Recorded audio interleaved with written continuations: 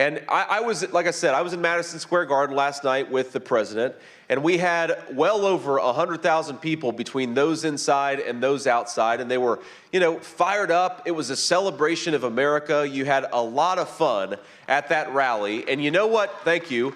And you know what Kamala Harris and her team woke up this morning and decided to compare it to? They decided to compare us to literal Nazis for gathering in Madison Square Garden and celebrating the United States of America. These are the same people, of course, who call us racist for wanting to secure the southern border.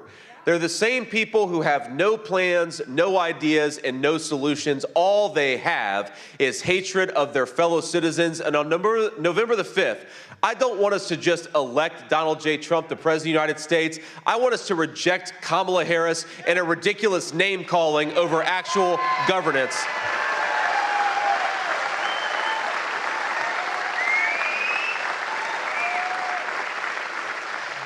And because of this, I actually decided, I Googled an image of our brave men and women almost 80 years ago storming the beaches at Normandy.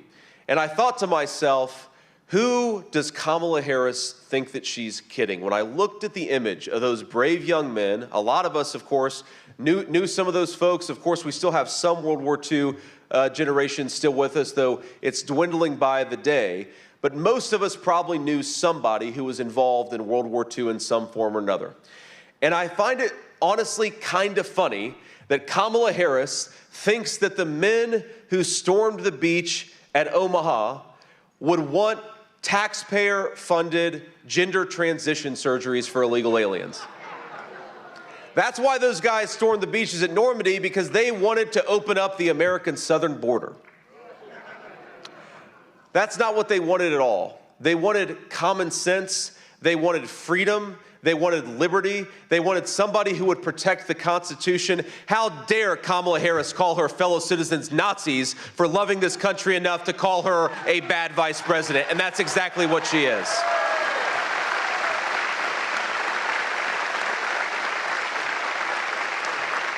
How dare Kamala Harris call her fellow citizens racist for not wanting their communities overwhelmed with fentanyl? How dare Kamala Harris call parents bad people for wanting their children to grow up in safe neighborhoods? How dare Kamala Harris call the American people bad for wanting an economy where they can afford to buy groceries and afford to put a nice roof over the heads of their children? I want us all on November the 5th, not just to make Donald J. Trump the next president, but to reject Kamala Harris and her broken politics, which is more about attacking her fellow citizens, dividing our fellow Americans, than proposing a positive agenda for how to govern. She is a disgrace. She is endangering the life of Donald J. Trump, and we're going to send her back to California where she belongs.